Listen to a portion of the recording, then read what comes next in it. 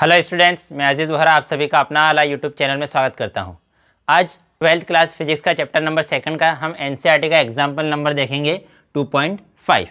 उससे पहले अगर अभी तक आप लोगों ने हमारे चैनल को सब्सक्राइब नहीं किया है तो चैनल को सब्सक्राइब कर दिए और बेल आइकन को भी प्रेस कर दीजिएगा ताकि नए वीडियोज़ की नोटिफिकेशन आपको समय पर मिलते रहे। और अगर ये वीडियो आपको पसंद आए तो लाइक कीजिएगा, अपने दोस्तों के साथ भी शेयर ज़रूर कर दीजिएगा। और अगर इस वीडियो से रिलेटेड आपको कोई डाउट हो तो डाउट कमेंट में आप हमसे पूछ सकते हैं। तो क्या है आज का हमारा क्वेश्चन? एग्जाम्पल नंबर 2.5 हमें गिवन है, determine the electrostatic potential energy. हमें क्या फाइंड आउट करना है, क्या कैलकुलेट करना है? Electrostatic potential energy. Potential energy find out करना है कब? Of a system consisting of 2 charges. एक ऐसे सिस्टम की जिसमें कितने चार्ज है? 2 चार्ज है। अब वो चार्ज कौन कौन से है? 7 माइक्रोकूलम एंड -2 माइक्रोकूलम। 2 चार्जेस है, एक चार्ज है 7 माइक्रोकूलम और दूसरा चार्ज है -2 microcoulomb and with no external field. और यहाँ पर कोई एक्सटर्नल फील्ड नहीं है। Placed at -9 centimetre 00 and 9 centimetre 00 respectively. और हमें ये भी बता दिया है कि वो कहाँ पर है, -9 सेंटीमीटर 00 और 9 सेंटीमीटर 00 पर रखे हुए हैं वो दोनों चार्ज। तब हमें उस सिस्टम की इलेक्ट्रोस्टैटिक पोटेंशियल एनर्जी बताना है। तो हमें पता है, हम ये इसमें 3 क्वेश्चन है A, B, C। तो हम पार्ट ए को सोल्व कर रहे हैं, ठीक है। तो देखो, हमें पता है पोटेंशियल एनर्जी का फॉर्मूला क्या होता है, U = 1/4 pi epsilon not Q1 Q2/R। जब कोई एक्सटर्नल फील्ड नहीं हो तब पोटेंशियल एनर्जी का फॉर्मूला क्या होता है, U = 1/4 pi epsilon not Q1 Q2/R, जहाँ पे R क्या है? दोनों चार्जेस के बीच की distance between both charges and Q1 Q2 R charges. तो अब Q1 की वैल्यू हमें कितनी गिवन है? Q1 की वैल्यू गिवन है हमें 7 माइक्रोकूलम। माइक्रो मतलब 10⁻⁻6। तो इसी को हम क्या लिख सकते हैं, 7 × 10⁻⁻6 कूलम। Q2 चार्ज की वैल्यू कितनी गिवन है? -2 माइक्रोकूलम। तो यहाँ मैं लिख देता हूँ -2 माइक्रोकूलम। माइक्रो का मतलब क्या होता है? 10⁻⁻6। तो यहाँ मैंने लिख दिया -2 × 10⁻⁻6 कूलम। फिर उसके बाद डिस्टेंस। तो इन दोनों की डिस्टेंस देखो, हमें क्लियर नहीं गिवन है, हमें थोड़ा सा घुमा फिरा के दिया है। क्या दिया है कि -9 सेंटीमीटर 00 एंड 9 सेंटीमीटर 00। इसका मतलब वो जो डिस्टेंस है उसका देखो 1 2 3 कोऑर्डिनेट्स गिवन है, मतलब उसका y और z कोऑर्डिनेट तो क्या है? 0 है। y और z कोऑर्डिनेट तो क्या है? 0 है। तो फिर सिर्फ कौन सा कोऑर्डिनेट बचा? x कोऑर्डिनेट क्या है? -9 सेंटीमीटर एंड 9 सेंटीमीटर। इसका मतलब सपोज करो अगर हम इसको मान ले ओरिजिन, या इसको हम मान ले x एक्सिस, और ये उसका क्या है? ओरिजिन। तो ये है हमारा, ये हो जाएगा 9 सेंटीमीटर और इधर साइड क्या हो जाएगा? -9 सेंटीमीटर। अगर इसको हम क्या सपोज करें, सेंटर 0, तो इस और क्या होता है? x पॉजिटिव होता है और इस और x क्या रहता है? नेगेटिव होता है। तो हमने क्या देखा, ये 0 है तो इस साइड क्या ले लिया? यहाँ पर 9 सेंटीमीटर और यहाँ पर क्या लिया? -9 सेंटीमीटर। तो यहाँ पर सपोज करो यहाँ पर चार्ज Q1 रखा है, यहाँ पर चार्ज क्या है रखा है? Q2। तो अब इन दोनों चार्जेस के बीच की जो डिस्टेंस है, इन दोनों चार्जेस के बीच की डिस्टेंस कितनी हो जाएगी? यहाँ से यहाँ तक जो डिस्टेंस है वो 9 सेंटीमीटर है, 9 सेंटीमीटर, और यहाँ से यहाँ तक की डिस्टेंस 9 सेंटीमीटर। तो ये जो टोटल डिस्टेंस है, ये टोटल डिस्टेंस कितनी हो जाएगी? 18 सेंटीमीटर। टोटल डिस्टेंस कितनी हो जाएगी? 18 सेंटीमीटर। ऐसा मत कर देना कि ये -9 है और ये +9 है तो 0 हो जाएगी। इन दोनों के बीच की डिस्टेंस 0 है क्या? देखो ना, तुम देख के पता चल रहा है कि ये 9 सेंटीमीटर और ये 9 सेंटीमीटर, तो इनके बीच की डिस्टेंस कितनी है? 18 सेंटीमीटर। मतलब R की वैल्यू कितनी गिवन है हमें? 18 सेंटीमीटर। सेंटी का मतलब क्या होता है? सेंटी मतलब 10⁻⁻2। तो इसी को हम क्या लिख सकते हैं? 18 × 10⁻⁻2 मीटर। तो सभी को हमने SI यूनिट्स में कन्वर्ट कर दिया। अब इन सभी की वैल्यूज़ को इस फॉर्मूले में पुट कर देते तो हमारे पास आंसर आ जाएगा। तो U = क्या है हमारे पास? 1/4 पाई एप्सिलॉन नॉट। तो 1/4 पाई एप्सिलॉन नॉट की वैल्यू कितनी होती है? 9 × 10⁻9। फिर उसके बाद इंटू Q1 की वैल्यू कितनी है? 7 × 10⁻⁻6। फिर उसके बाद इंटू Q2 की वैल्यू कितनी है? -2 × 10⁻6। और इसके अपॉन में हम क्या लिखेंगे? R की वैल्यू कितनी है? 18 × 10⁻2। तो यहाँ मैंने लिख दिया 18 × 10⁻2। तो हमने क्या किया, हमने ये सब कन्वर्ट क्यों किया कि हम हमेशा SI यूनिट्स में कन्वर्ट करके क्वेश्चन को सॉल्व करेंगे। सभी हमेशा क्या करेंगे, SI यूनिट्स में कन्वर्ट करके क्वेश्चन को सॉल्व करेंगे। अब इसको कट करते हैं तो ये 9 से ये 18 कितने टाइम्स में कट हो जाएगा, 2 टाइम से। अब इस 2 से ये 2 क्या हो जाएगा, कैंसल। फिर उसके बाद इस 10 टू द पावर -2 से इसकी पावर कितनी, 2 पावर कम हो जाएगी, तो अब इसकी पावर कितनी बचेगी, -4। इसकी पावर -6 थी, इस -2 से ये इसकी 2 -2 पावर कम हो गई, तो अब कितनी बची, -4। अब हमारे पास क्या बचा, देखो हमारे पास अब बचा है, यहाँ पर बचा 10 टू द पावर 9, यहाँ पर है 10 टू द पावर -6, और यहाँ क्या है 10 टू द पावर -4। ये जो 7 है इसको मैंने यहाँ लिख दिया, ये जो माइनस का साइन है इसको, माइनस के साइन को यहाँ लिख दिया। अब हमें पता है जब बेस सेम हो, जब बेस क्या हो, सेम, सभी के बेस सेम, और अगर वो सभी मल्टीप्लाई में है तो पावर्स का क्या होता है, एडिशन। तो इस 10 की पावर है 9, इस 10 की पावर है -6, और इस 10 की पावर है -4। तो -6 और -4 कितने हो जाएंगे, -10। -6 और -4 कितने होंगे, -10। अब ये -10 और ये प्लस का 9 तो कितना होगा, ये दोनों को मिलाकर -10, और ये क्या है प्लस का 9 तो कितना हो जाएगा, 10 to the power -1। 10 to the power क्या होगा, -1। इसी को हम क्या लिख सकते हैं, इसी को हम लिख सकते हैं u = -7/10 लिख सकते हैं। पावर -1 है, जब नीचे जाएगा तो इसकी पावर क्या हो जाएगी, +1, मतलब इसकी पावर कितनी हो जाएगी, 1। इस 1 को लिखो ना लिखो एक ही बात है। तो जब 7 को हम 10 से डिवाइड करेंगे तो हमारे पास क्या आ जाएगा, -0.7। ये तो पता ही है कि जब एक 0 हो तो एक वैल्यू के बाद क्या लग जाता है, पॉइंट। और ये क्या है हमारे पास, एनर्जी। ये क्या है हमारे पास, एनर्जी। तो एनर्जी मतलब किसमें आई, जूल में, तो यहाँ मैंने लिख दिया जूल।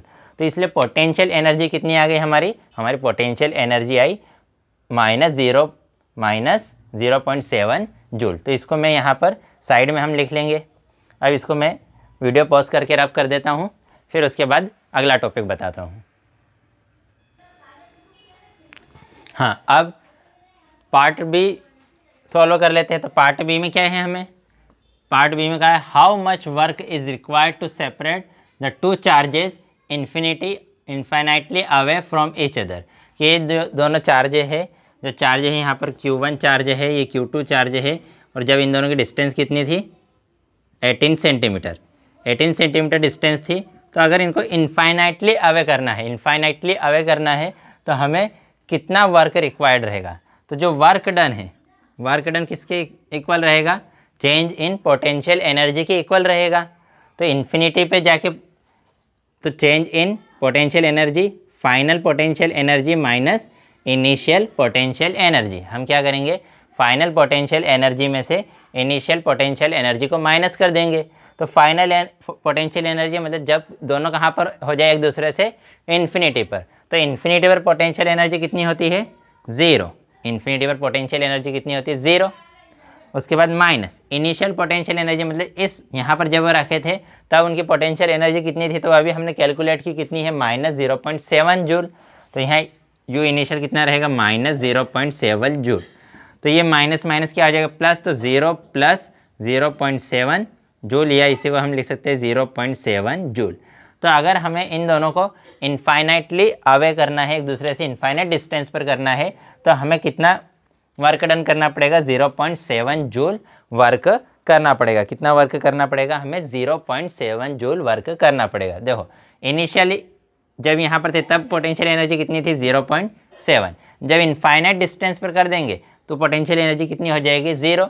तो जो चेंज इन पोटेंशियल एनर्जी रहेगा, चेंज इन पोटेंशियल एनर्जी मतलब final potential energy minus initial potential energy, वही किसके इक्वल रहेगा, वर्क डन के इक्वल। तो फाइनल में से इनिशियल, तो फाइनल है 0, इनिशियल है -0.7, तो माइनस माइनस हो गया प्लस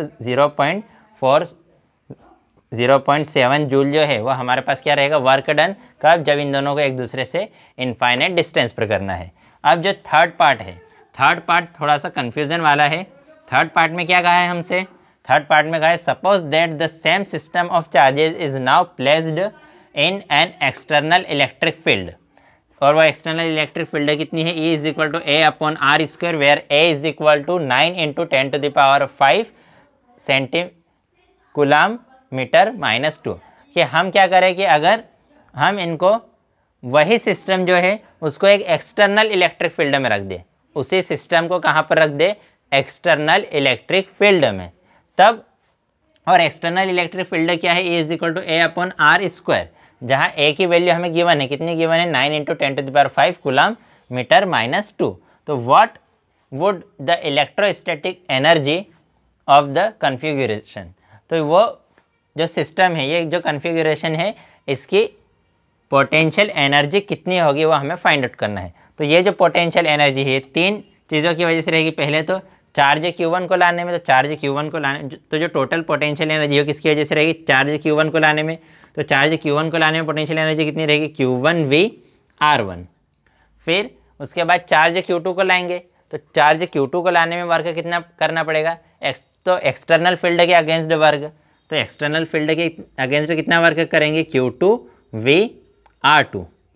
और इस Q1 की वजह से जो इलेक्ट्रिक फील्ड है उसके अगेंस्ट भी वर्क करना पड़ेगा, वो कितना रहेगा, 1/4πε0 Q1 Q2/R12, इन दोनों के बीच में डिस्टेंस कि यहाँ पर अगर कोई एक क्या है, एक्सटर्नल इलेक्ट्रिक फील्ड है, उस एक्सटर्नल इलेक्ट्रिक फील्ड के इस पॉइंट पर मैं किस चार्ज को लेकर आया, Q1 चार्ज को, तो उस Q1 चार्ज को लाने में कितना वर्क डन करना पड़ेगा, Q1V(R1).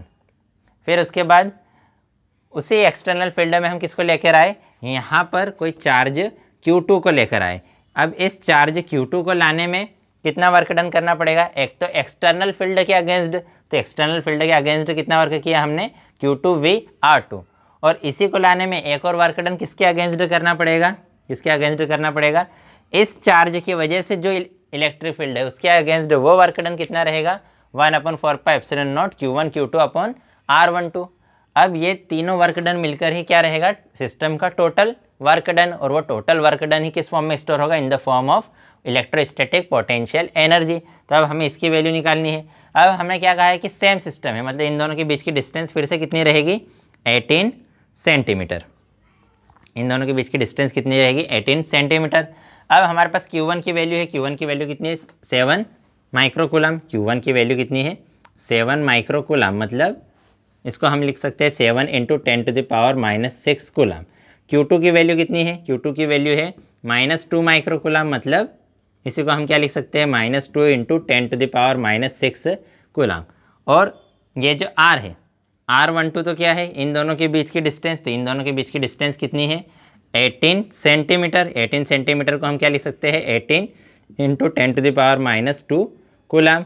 अब हमने सपोज किया जो एक्सटर्नल फील्ड है, यहाँ पर कोई ओरिजिन पे कोई चार्ज रखा है, उसकी वजह से एक्सटर्नल इलेक्ट्रिक फील्ड है, तो उस ओरिजिन से ये डिस्टेंस कितनी हो जाएगी, 9 सेंटीमीटर, और ये डिस्टेंस भी कितनी होगी, 9 सेंटीमीटर। तो अब इसकी वैल्यू निकालेंगे, तो Q1 की वैल्यू कितनी है, Q1 की वैल्यू है 7 × 10⁻⁻6 इंटू V।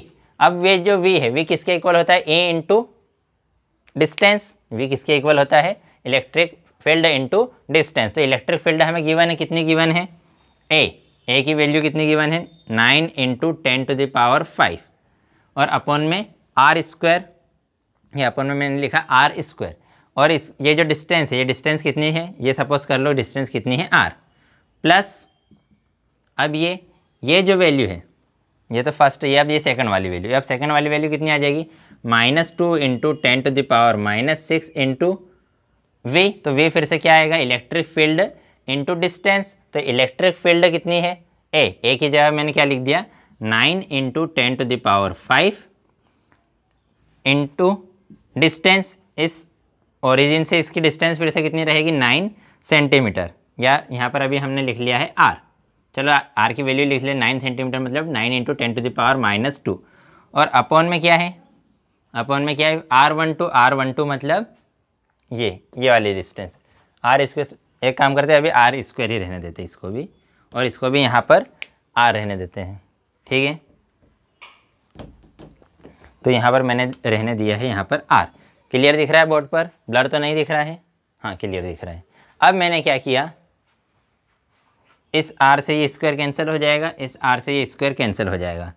यहाँ पर हमने किया, ये है 7 इंटू इसकी पावर -6 है, इसकी पावर 5, तो 10⁻, कितनी हो जाएगी, -1 इंटू 9 अपॉन R मतलब इस पॉइंट से इस पॉइंट की डिस्टेंस कितनी है, 9, तो यहाँ मैंने लिख दिया 9, ठीक है। तो इस 9 से ये 9 भी क्या हो जाएगा, कैंसिल, नहीं, ये क्या है, सेंटीमीटर में है। तो यहाँ पर मुझे क्या लिखना पड़ेगा, 9 इंटू 10⁻⁻2 मीटर में कन्वर्ट करने के लिए -2 से मल्टीप्लाई करेंगे। अब इस 9 से 9 कैंसिल हो गया और इस -1 से ये पावर -1 कम हो जाएगी, plus as it is thing इसमें करेंगे तो क्या होगा, -2 इंटू क्या बचेगा, सिर्फ अपॉन में बचेगा हमारे पास -1। वही यहाँ पर ये 9 कटेगा, ये सब कैंसिल हो जाएगा, ये कटेगा, तो हमारे पास कितना बचेगा, 10⁻⁻1 प्लस इसकी वैल्यू तो हमने अभी फाइंड आउट की थी, कितनी आई थी, -0.7 जूल।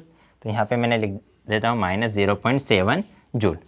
अब देखो ये कितना है, ये है 10⁻⁻1, ऊपर जाके क्या बन जाएगा 10, 10 में 70 से मल्टीप्लाई करेंगे तो हमारे पास कितना आ जाएगा, 7 से मल्टीप्लाई करेंगे तो 70।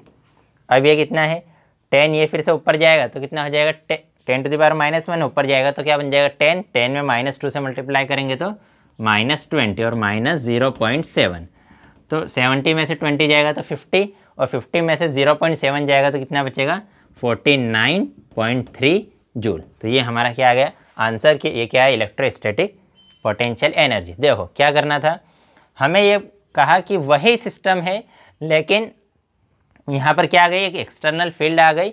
उस एक्सटर्नल फील्ड ए की वैल्यू कितनी है, A/r²। तो हमने क्या किया, टोटल पोटेंशियल एनर्जी कितनी रहेगी, Q1V_r1 plus Q2V_r2 plus 1/4πε0 Q1Q2/r12। अब हमने क्या किया, ये ओरिजिन पे एक्सटर्नल फील्ड जो है वो कहाँ से कैलकुलेट कर रहे हैं हम, कि उस ओरिजिन से। तब Q1, तो Q1 की वैल्यू ये रही, V क्या रहेगा, इलेक्ट्रिक फील्ड इंटू डिस्टेंस। तो इलेक्ट्रिक फील्ड इंटू डिस्टेंस क्या आ जाएगा, ये है इलेक्ट्रिक फील्ड। यहाँ पर मैंने ए की वैल्यू पुट कर दी और डिस्टेंस कितनी है r। फिर मैंने क्या किया, इस r से इस r² को कैंसिल किया। फिर उसके बाद यहाँ पर भी क्या है हमारे पास, वही एज इट इज सिस्टम है, बस Q1 की जगह क्या है Q2, तो उसकी स्पेस मैंने लिखा Q2 और प्लस उसके साथ क्या है, उसके साथ इसकी वैल्यू कितनी थी हमारी, इसकी वैल्यू थी -0.7। अब मैंने क्या किया, इस r² से r को कैंसिल कर दिया, ठीक है। अब यहाँ 9 r की स्पेस में मैंने क्या लिखा, ये जो डिस्टेंस है 9 सेंटीमीटर, मतलब 9 इंटू 10⁻⁻2। -2 से माइनस का 1 कैंसिल हुआ तो यहाँ पर कितना बचेगा, -1। ऐसे ही यहाँ पर भी एज इट इज सब कट पिट होगा, ये 9 से ये जो 9 यहाँ पर 9 रखेंगे वो कट हो जाएगा। फिर वो -1 एज इट इज करेंगे तो यहाँ पे क्या बचेगा, जैसे यहाँ पर क्या बचा 7/10⁻⁻1, ऐसे यहाँ पे बचेगा -2/10⁻⁻1 और ये जो है वो तो एज इट इज़। अब 7 ये है 10⁻⁻1, उसको ऊपर ले जाएंगे तो क्या बन जाएगा 10, 10 में 7 से मल्टीप्लाई करेंगे तो क्या आ जाएगा 70। यहाँ पर ऐसे ही करेंगे तो क्या आ जाएगा -20 और फिर ये माइनस का 0.07। इसको सॉल्व किया तो कितना आ गया 49.3 जूल। तो यही हमारा क्या है, इलेक्ट्रोस्टैटिक पोटेंशियल एनर्जी। क्लियर है। तो आज की वीडियो में इतना ही, नेक्स्ट वीडियो में हम नेक्स्ट टॉपिक करेंगे। बाय।